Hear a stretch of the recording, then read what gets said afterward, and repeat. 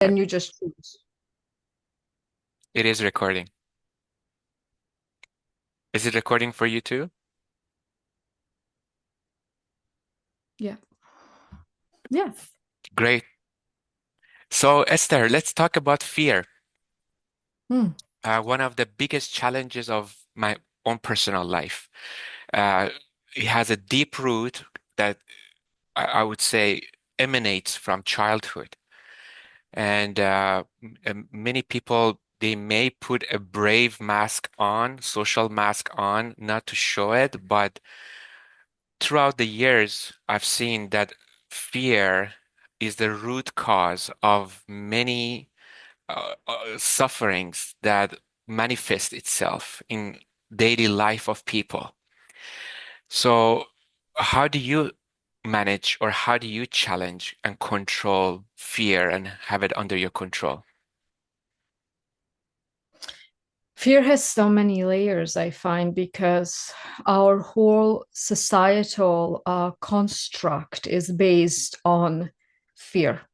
That's so true. When you are plunged into separation, and we all have this illusion that we are this individual who needs to survive on this planet, then already that separation implies fear That's because so I true. need to defend myself, my family. I need to survive. I need to compete. All of these elements are there. And yes, I would preface, and you are a great practitioner of homeopathy and other alternative medicine. So I would preface this whole talk that humanity's nervous system is in a very, very bad state because we do not have time. Yes, we rush.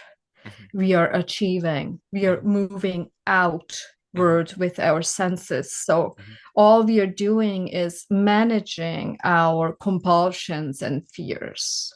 Yes. Yeah. And so when I would assume when you stepped onto this spiritual path, and I don't want to spiritual path in um, a religious sense in any way, but spiritual path for me is a path of evolution. It's a subjective evolution of a person. And we understand that fear is implied, first of all, in your conditioning at home, Mhm. in a family setting. Fear is also implied in the school system and how people interact with each other. And because if identity always tries to protect itself. Yeah. So I would go to the level of I would go to the level of the lower three chakras. Hmm. And yes, the Chinese system, the Indian system, and many other systems refer to energy, subtle energy centers. Hmm. And this has been proven. You can even play around with it scientifically. And the lower three chakras are connected to fear. And Right. humanity, Hmm. from around 99% of humanity is living off of these, from, not off, from these chakras. So the first one would be the root, which is survival, Hmm. existential survival. So we're Hmm. already coded through many, many, hundreds of years of wartime. That's Hmm. all in your cellular memory. So that's Yeah. the root chakra, survival, Hmm. which was also connected to famine, scarcity, danger. Hmm. And then that's connected to the reptilian brain of the fight and flight mechanism.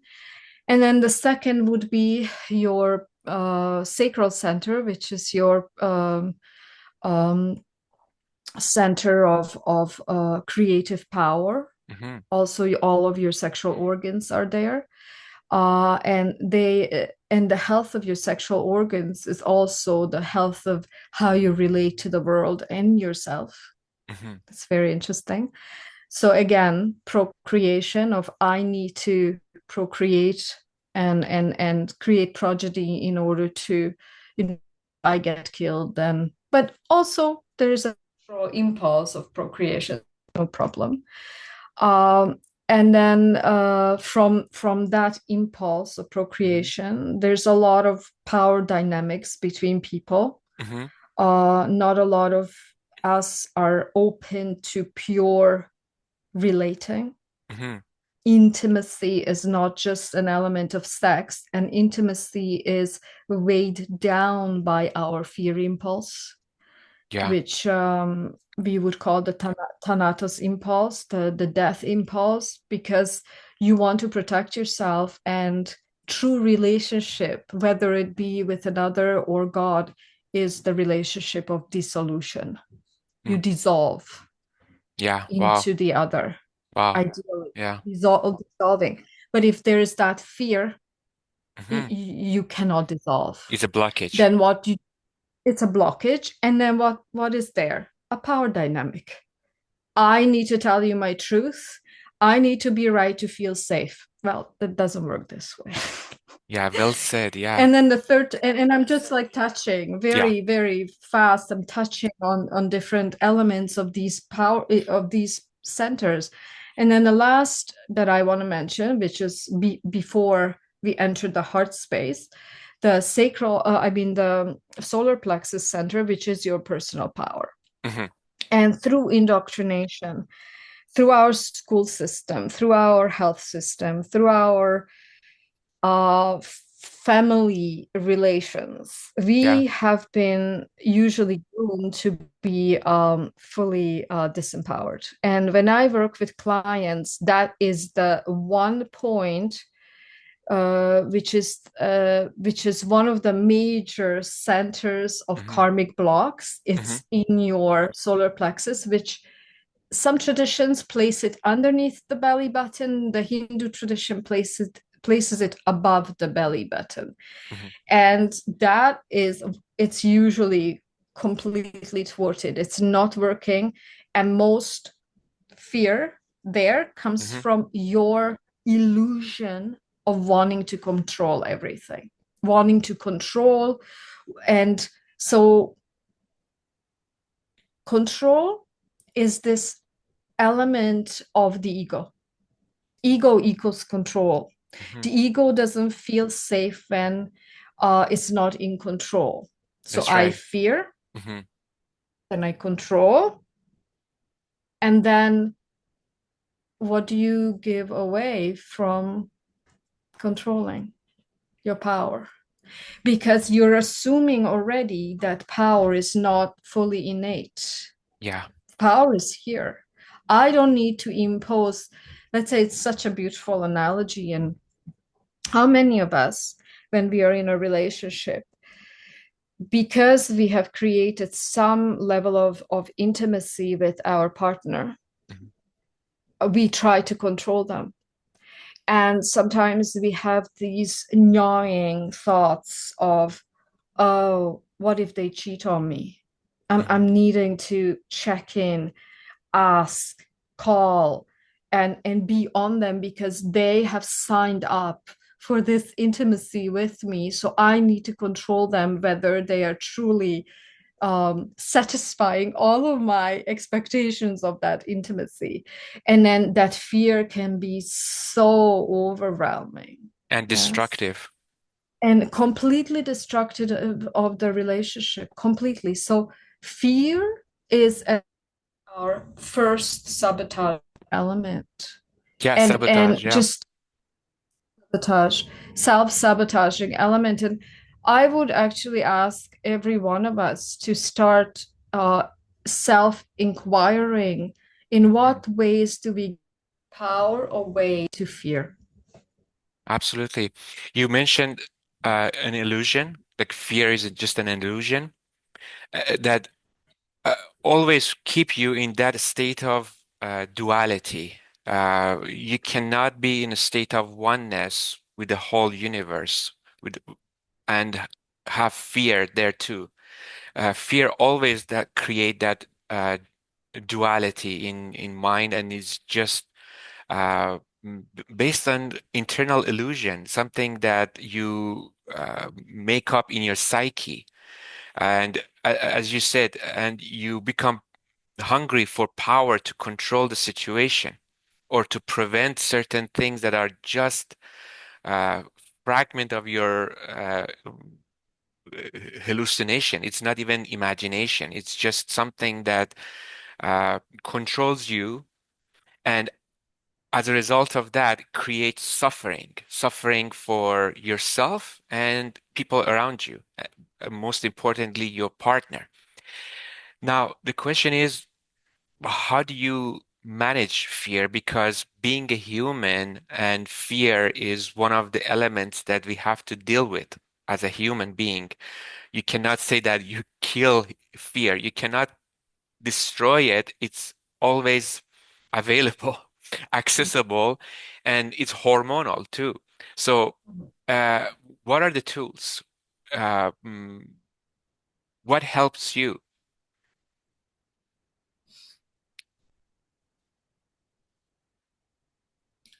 This is a very complex question, and as we talked before, there is not one solution for everyone. So Of course. yes, you're asking what is specifically working or what had worked for me. Yeah.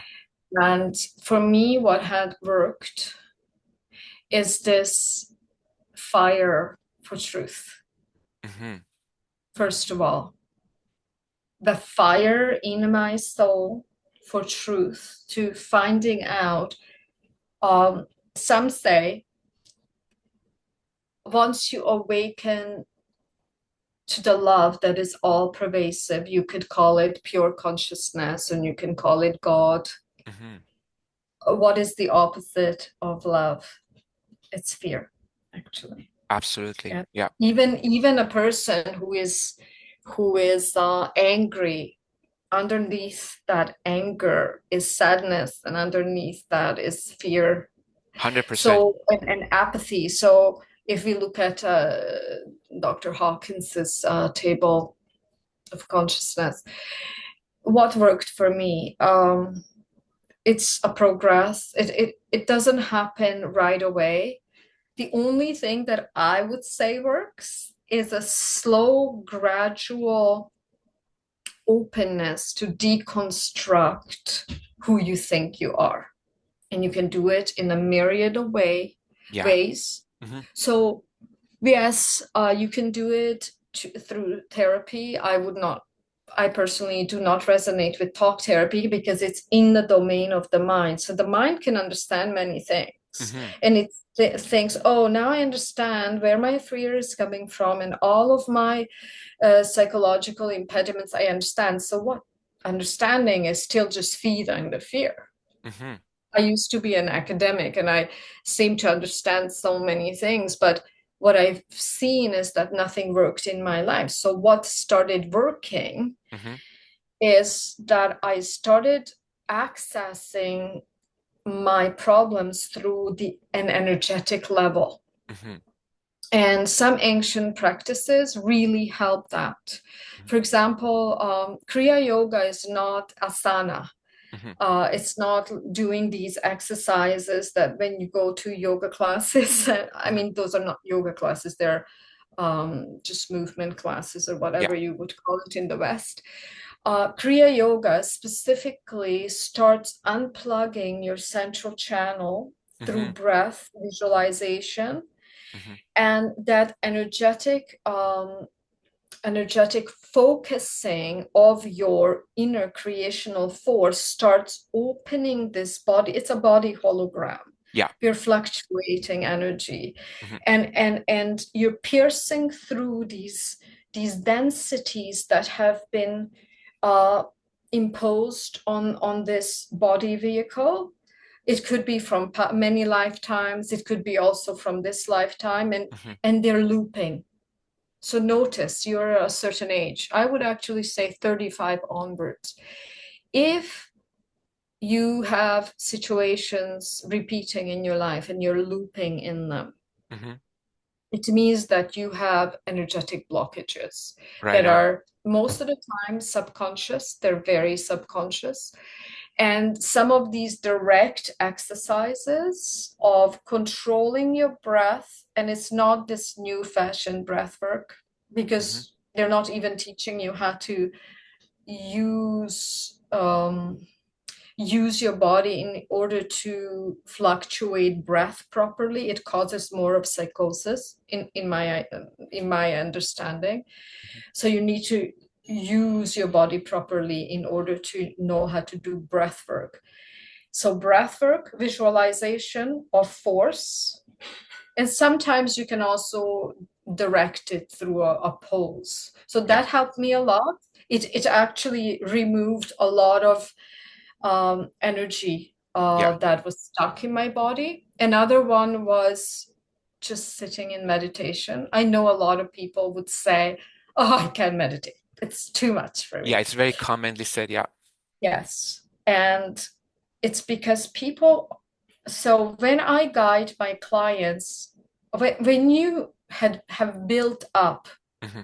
it's called presence or loving awareness, you can allow them to sit in that presence, Hmm. imbibe it, and they automatically harmonize with their true nature.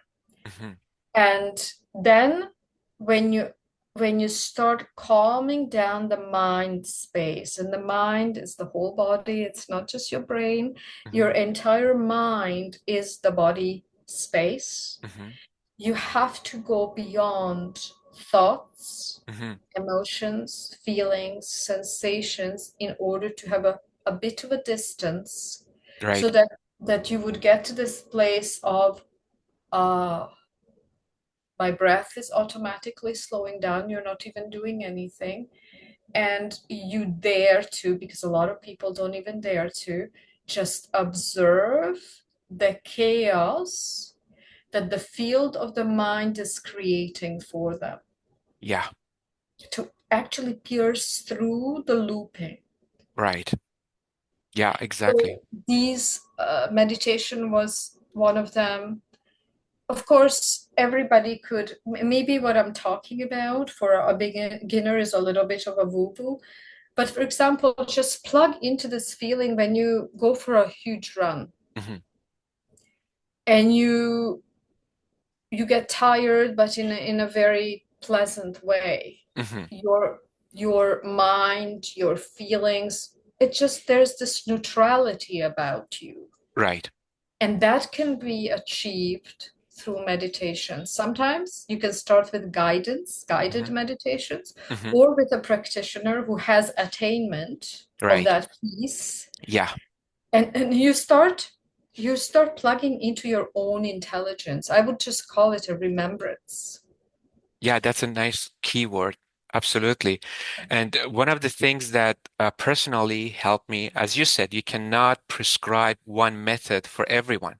So each individual has to see what clicks, what works for that specific individual. One thing that helps me a lot is a mantra, saying mantra at that state of when the negative thoughts comes in, when I have a negative thought, uh, quickly, as you said, the word remembrance. Just I remind myself to say the mantra. In Sufism, they call it zikr.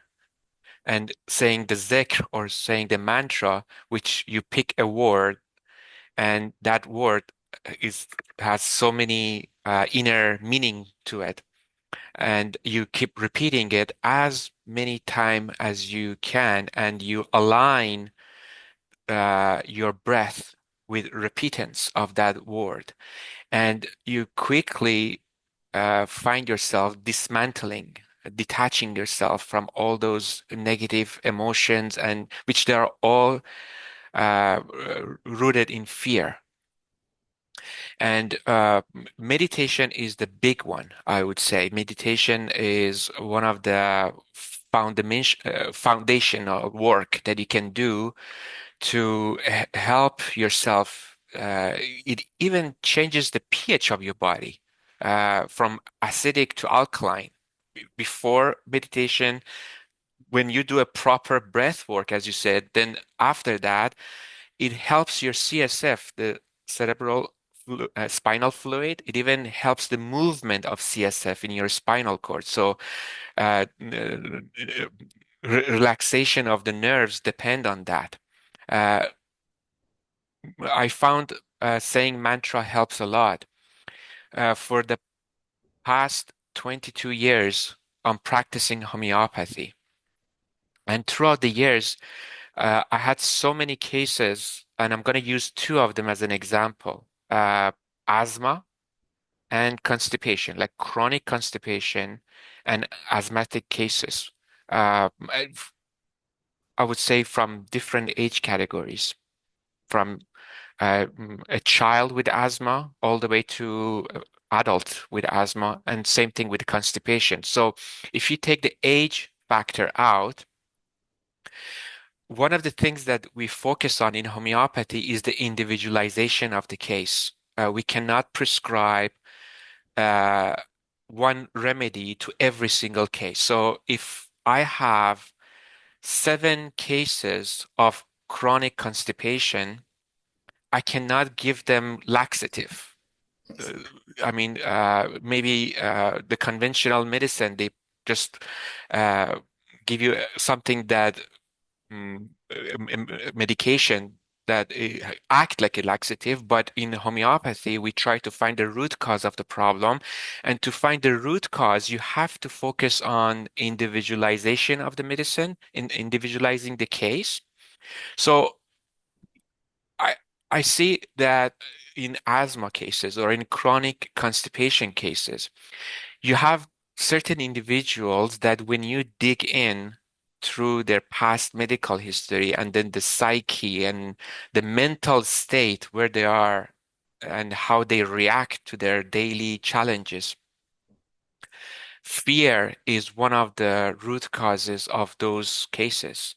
Um, I had people that they were on puffers. Imagine, again, I'm using this as an example. You have 7 cases of asthma, and all of them, they're on the similar medications, puffers and anti-inflammatory medications. However, when you look into their mental state, where they are as a conscious being, then you see that in some of the cases, it's just an allergic reaction. That asthma is an allergic reaction to environment. It's seasonal. But in chronic cases, when you dig in and find what is really causing that issue, fear plays a huge role. And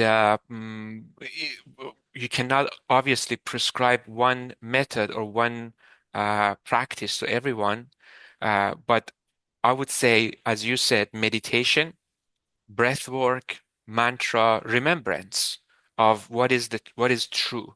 Just remind yourself of truth. That helps a lot. And I mean all of these, yes, the breath work, the mantra. I mean, Hmm. mantra is a quantum, it's a quantum science. Hmm. It is age-old quantum science because it is applying sound, and we are made of, first of all, sound and then light. Hmm. Sound was the first and then light. And then when you are actually introducing that frequency vibration into the body through the mantra, it Hmm. starts realigning your hologram with the divine hologram. That's mantra. Wow. And also, of course, manas means the mind, Hmm. uh, which is usually built from the ahamkar, which is the ego. Hmm. This is the whole science of Hindu philosophy, and and the mind, according to them, needs to be controlled, Hmm. and mantra controls the mind's lunacy. Hmm. Um, I find that remembrance is one of the major ways you can change your life. You Yeah. know, this paradigm nowadays of Hmm. conscious creating and truly like removing obstacles from your life. There's a lot of talk about that lately, and we are doing that too. Hmm. But a lot of the practices do not allow you to go deep enough. Hmm. And I find that when you talked about the spinal fluid, Yeah. the spinal fluid starts actually naturally activating, which I called it previously the pranic channel. Hmm. So prana moves up, that's prana, and it's going down, it's apana. Hmm. So what happens is that our spinal fluid is usually moving downwards. When we project our five senses solely outward, meaning that I control my environment because I have five senses that show me what's happening in the outside world, Hmm. and I am reacting to that outside world. Are you talking about the eye of ego or eye of your higher self? Right now, just ego. Just the ego The eye. Okay. ego is using the five senses, very general. Yeah. I think that this body is sensing something outside of itself. Yeah. Now we are talking about remembrance. When does remembrance start? Oh, I'm at a certain age. I see that my life, I am either just settling because I can't really make radical changes in my life.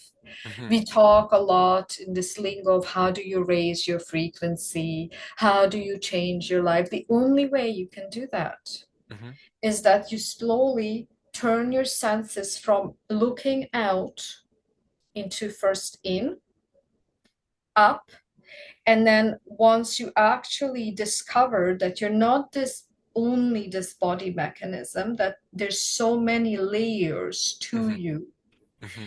then you start bringing in the soul light into this vessel, and that is actually what changes your Hmm. reality. Um, and as I said to you, the only way that I saw personally, and I saw it in my clients and other practitioners' lives, the only thing you can truly do in order to radically uproot something, Hmm. or even just manage, if you can say, "Oh, I'm managing my fear," Hmm. wow, that's a huge contention. So the only way I can advise is to dare to look inside and be with yourself, Hmm. and then the fastest way to do that is Hmm. through the spinal fluid. Why? Because when you start, and spinal fluid fluctuation Hmm. is also the backdrop of it is the kundalini shakti, Yeah. and that's an age-old science. Again, it's Yeah. not woo.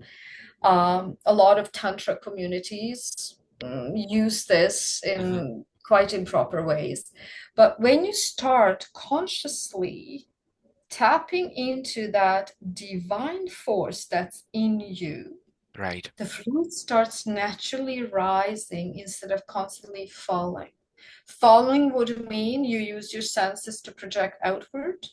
When it starts rising, your senses turn inward, and then you, depending on what chakra, what energy center you can feel into, as the fluid is rising, you're actually purifying your sense of reality. Right. How many times, and I'm going to stop this thought pattern, how many times do we hear that what we see outside is just a reflection of what is going on inside? And Yeah. it's, I'm a cliche, yes, but it's really Sure, it's true. simple. Yeah. It's a mirror of your, It's a yeah. mirror. It's a mirror. Yeah. And then some of us who are hearing this, we would be feeling even more victimized. You can understand that. Hmm. But you can also just start daring, because what I feel in most of humanity and my clients, that it takes a while to even dare to make that turn inward. Yeah. because there's so much layering of your true being, this layering of all the conditioning, all of the experiences that have layered over your true essence. Yeah. And you need to, like, some of the times you have access to your essence, but it's not abiding. It doesn't Yeah. stay. Yeah, Yeah. exactly. And when we say that, what you see outside, whatever that is happening is a reflection, or it's a mirror, it's an echo of what you are putting out. People that are going through suffering, it's very hard uh, for them to hear this, and especially when you have that sense of that I'm the victim. Yeah. So when you are in that state that I have been victimized, and how could you say that whatever is happening to me, I deserve it? That's not what we are saying. What we are saying is that you may not be able to control external factors. All you need to do, go inward and utilize your inner power, your inner force that you have, whatever terminology you want to use. Uh, the answer is inside, not outside. The change that you want to see, you have to see that change inside of you so that external factors, all fear mongering, all the injustice, whatever that is bothering you from outside, you have no control over that, but you have 100% control of what is happening in your inner world. So, inner work is something that every single person has to start with.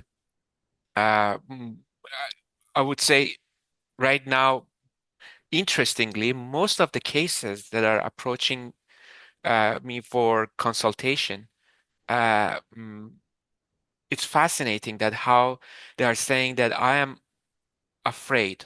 I have so much fear. This is a common pattern. It has become a common thing in the cases that I'm receiving right now.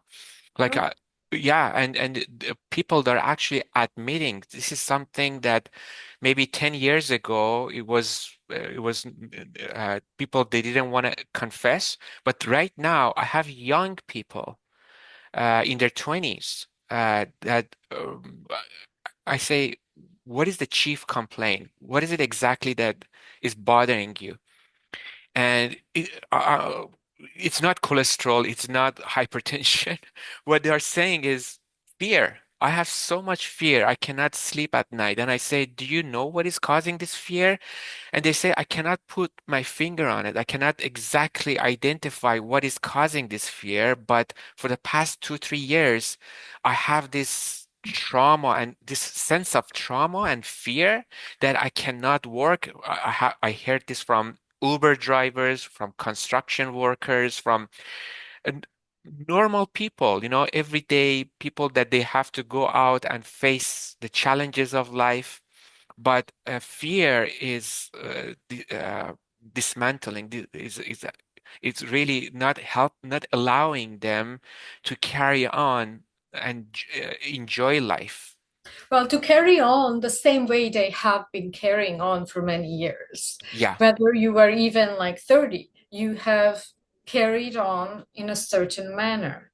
Hmm. And I would maybe look at it from a spirit, from the point of view of spirit. Hmm. I think this fear that's coming up en masse Hmm. for everyone, actually, is trying to arrive at a turning point, a point where humanity is just receiving a wake-up call. Yeah. And what is happening is actually the light quotient, how much light is actually seeping into our planet has changed.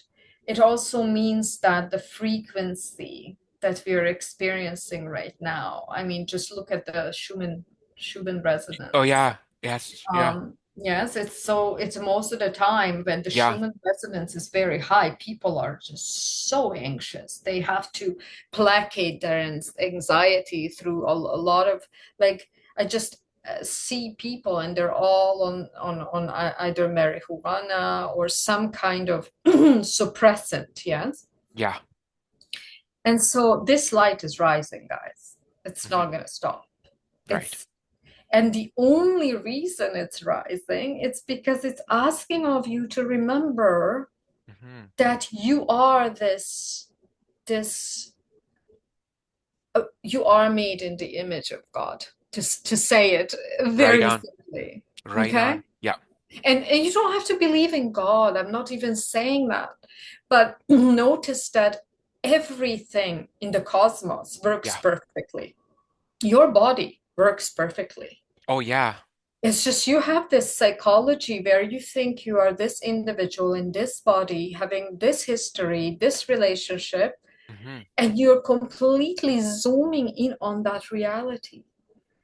And and this, if you are caught in the flame of wanting to know the truth, the Sufis call it, Hmm. that spark in your own heart that starts becoming so adamantly, like it's almost like a flashing, that you need to know who you are. Because listen, I love this analogy. So you have the circumference of a circle, Yeah. okay, Hmm. and then you have the center of the circle. Hmm.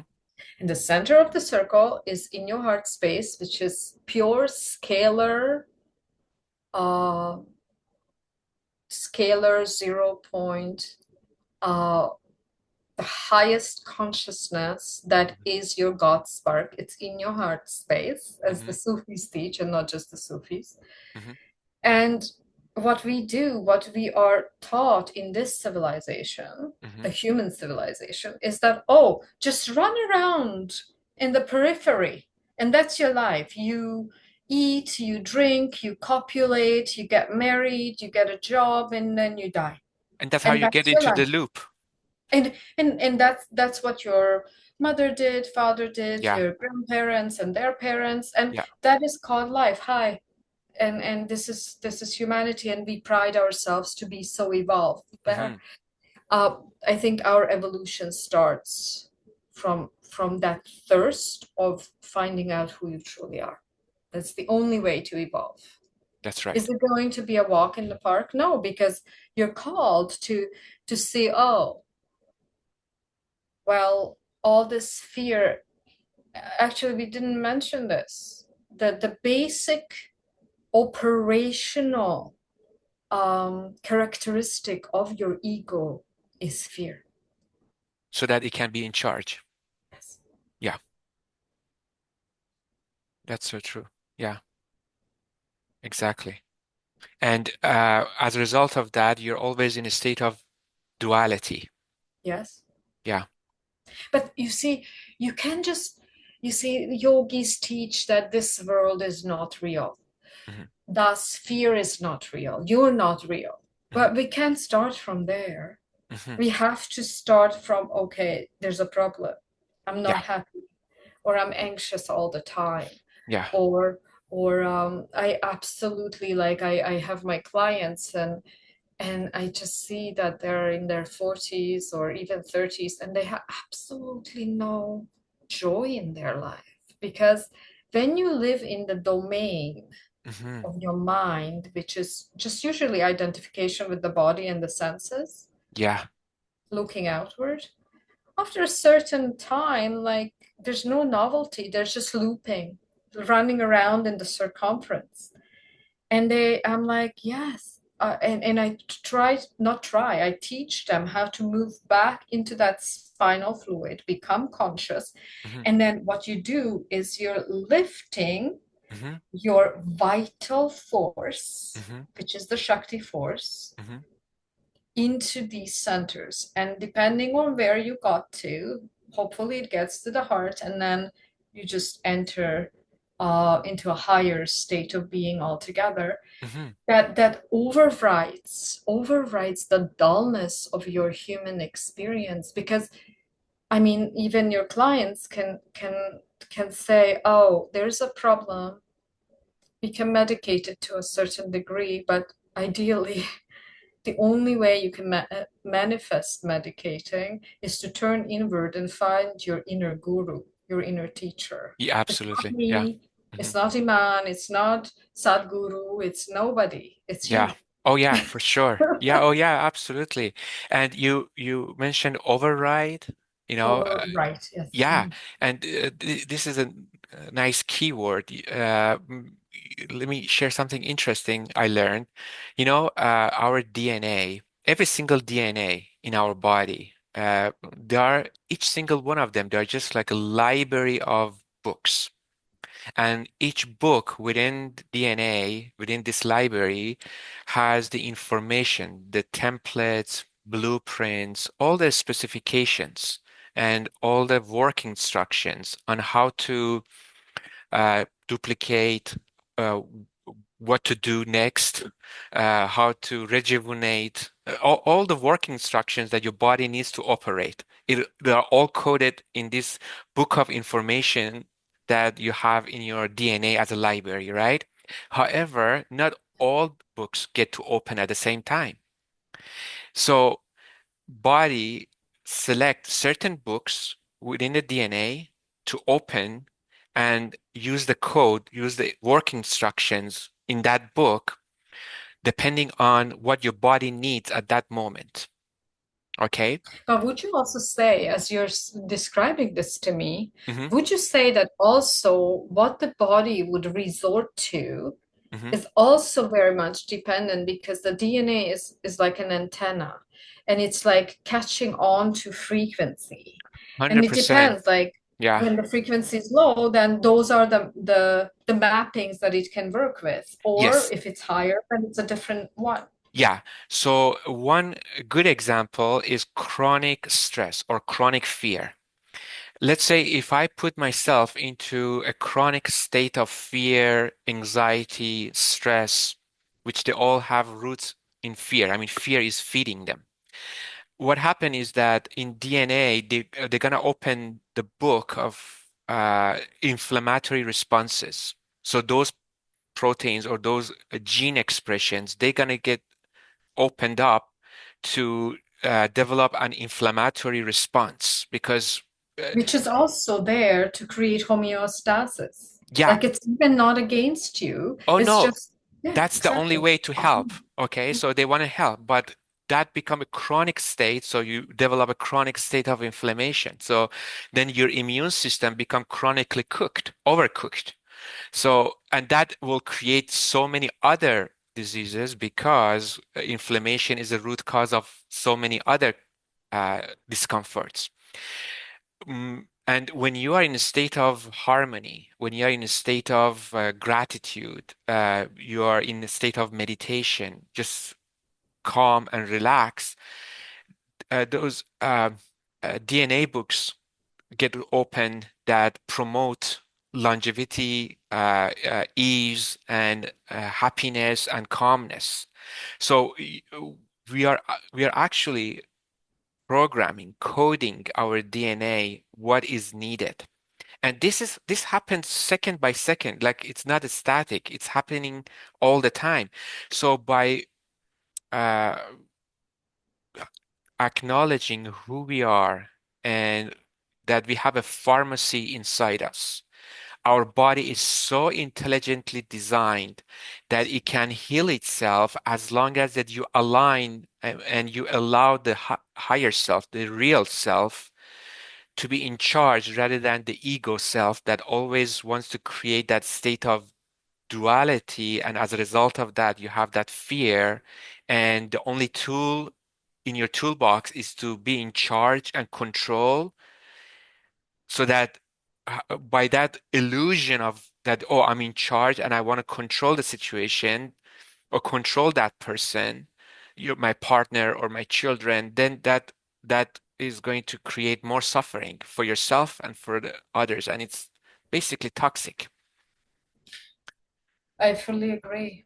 Yeah. And I would share very quickly how it happened with me. I used to be an academic, Hmm. really read millions of books and always reaching for the next one because it wasn't enough. And I've noticed that I was getting more and more unhappy.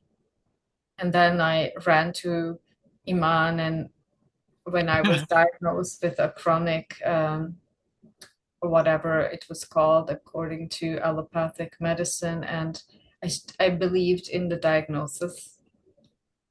And I was thinking, okay, I'm gonna die. Hi, man, but just throw me something because I have this much hope.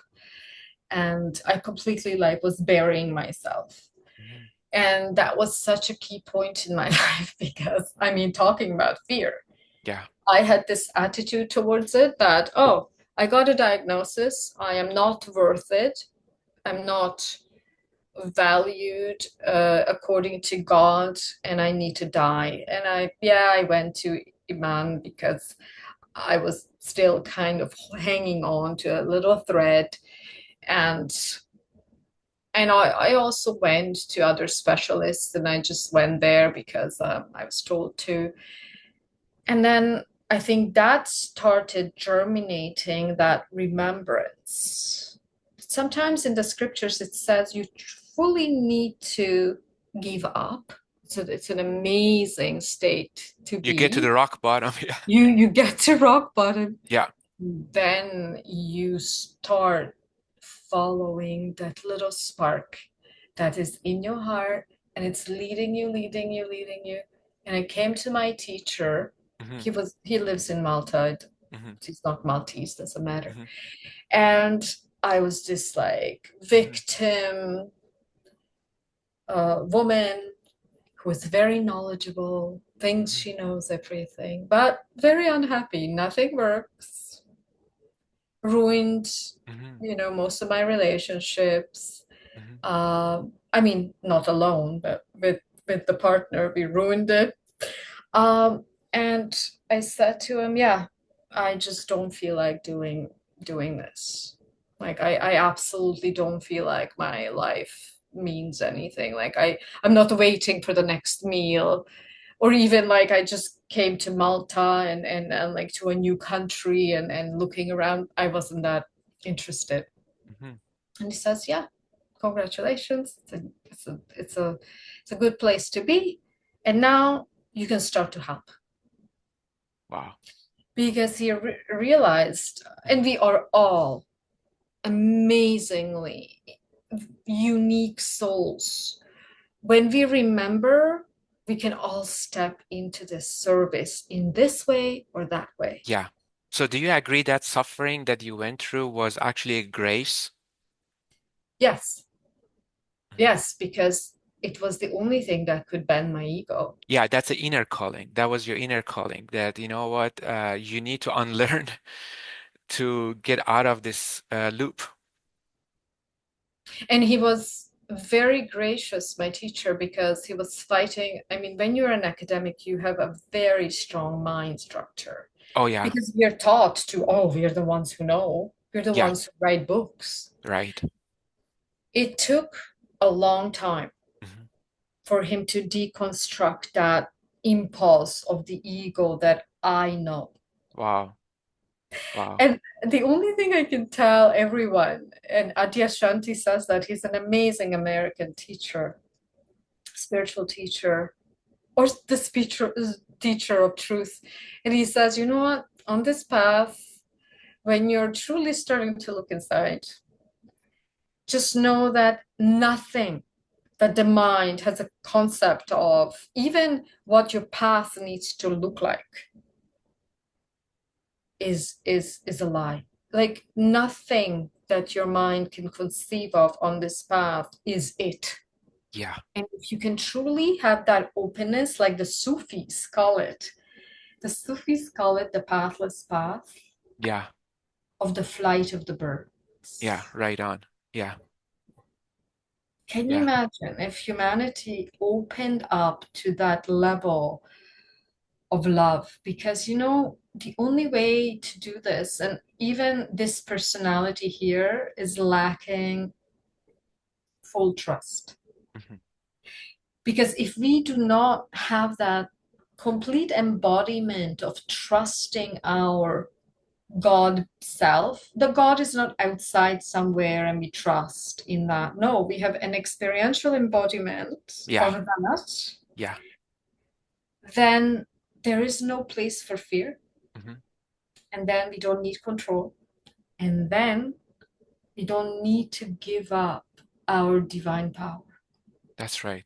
Because look at the game: fear, control, and then you have innate power, and you have to give it up Hmm. because there's a bargain. If you have control, then you give up your power. Hmm. You're curbing, you're limiting your power. So this is the game we're playing as humanity. We create wars, we create internal wars and Hmm. external wars, thinking, oh, through our free will, we can do that and we can succeed. Well, we can, but do you want to succeed and be right or be one with your truth, which is love, Hmm. wisdom, and unity? Absolutely. Well said. Yeah. Amazing.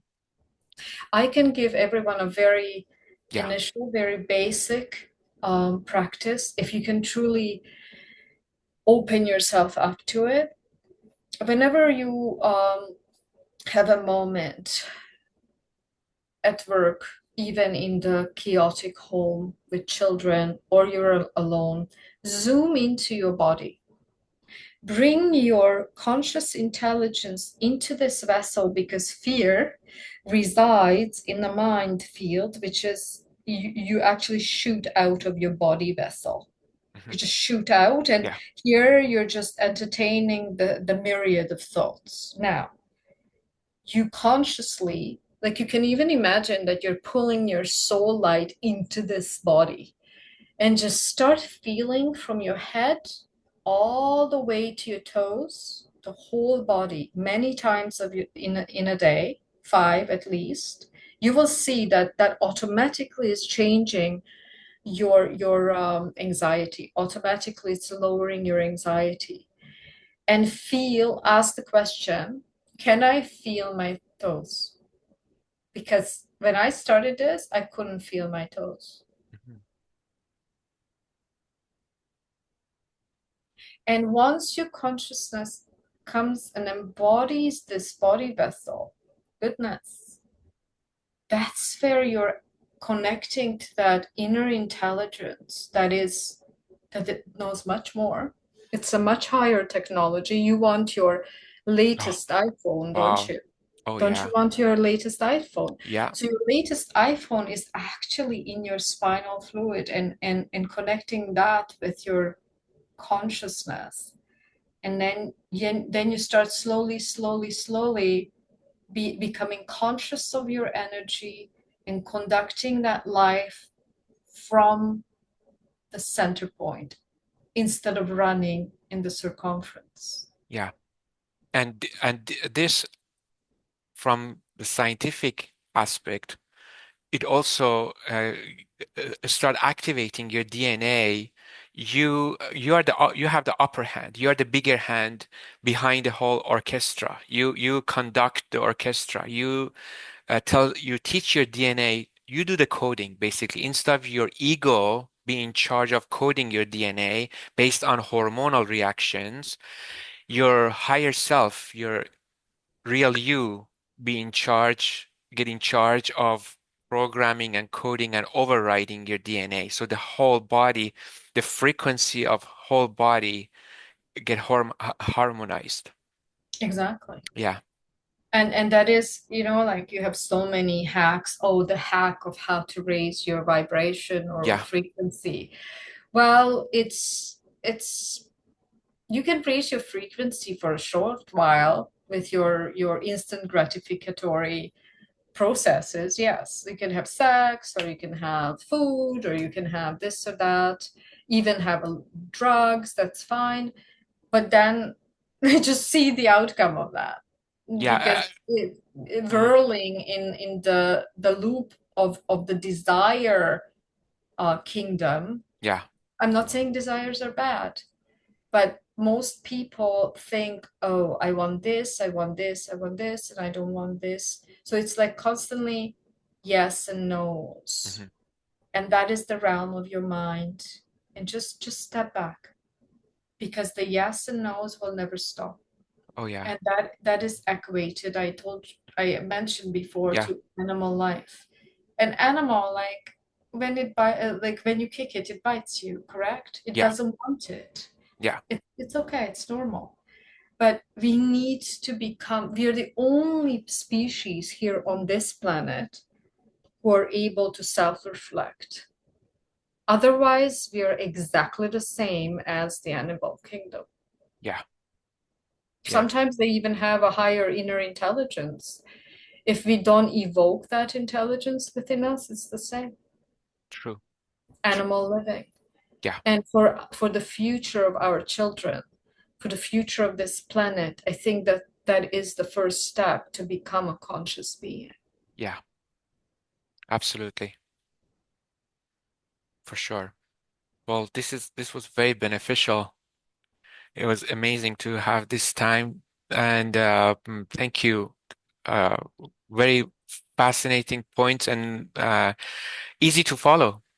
Everyone can do the things that you advised. So hopefully, people can benefit from this session. And if we see, if we get any positive feedback, we can definitely share more sessions. Exactly. Yeah, Exactly. You know that the light that is within us is going to align with the light in our surrounding. sure. Absolutely.